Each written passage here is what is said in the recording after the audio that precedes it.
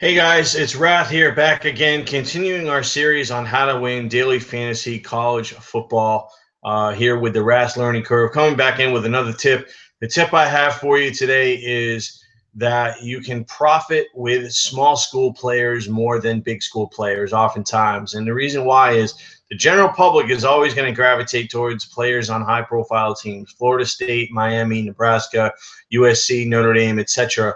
But the real good college fantasy football players, they know that the big time players that rack up stats play in conferences where there's not a lot of high profile defensive teams or recruits. A lot of times what happens is players from the Conference USA, Sun Belt, along that lines, absolutely, play in these games where the totals are very high, scoring is very high, and there's not a lot of defense. So you got a lot of times where these games are in the 40s and 50s, and that's really where you want to focus. Now, sometimes these players are not in the pool for the week, but oftentimes they will be if they're going against a team from a conference that is in the pool. So let me give you an example. Teams like Western Kentucky, Toledo, Western Michigan, teams like that oftentimes may not be in the pool every week, but when they are in the pool, you definitely want to take a look at them. And the reason why you want to take small school players is that small school players are going to stay on the field. And also they don't have the depth that a big school is going to have as far as scholarships and talent. So a lot of times what happens is a team like Alabama might have 3 or 4 running backs that they run out there in a given game. A lot of times you have Oregon running 7, 8 wide receivers out there in a given game. Whereas you look at a team like Western Kentucky, East Carolina, they're running their 1 or 2 guys out there, and that's about it.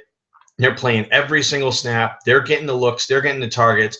And that's why they rack up the biggest points in college fantasy football. So you got guys like quarterback Brandon Doughty out of Western Kentucky, Kareem Hunt, running back out of Toledo, Corey Davis, wide receiver out of Western Michigan. Those are just some of the top names that you're going to find that come from small schools that put up points better than anybody else in the country. So, again, look for small school players. They can be your friend. And the reason why is that they're on the field more often than a large school player. A big school player, you're going to have a rotation of players coming in and out of the game. The ball's going to get spread around too much, and you're not going to be able to really focus on one particular player. With these small schools, like guys like last year, like Justin Hardy out of East Carolina, he's on the field every single play, getting the ball, racking up 200-yard games almost every single week. Those are the kind of players you want to focus on in college daily fantasy football every single week. And also the general public is not going to be on these players. Only sharp players are going to be on them, and that's where you can really take advantage.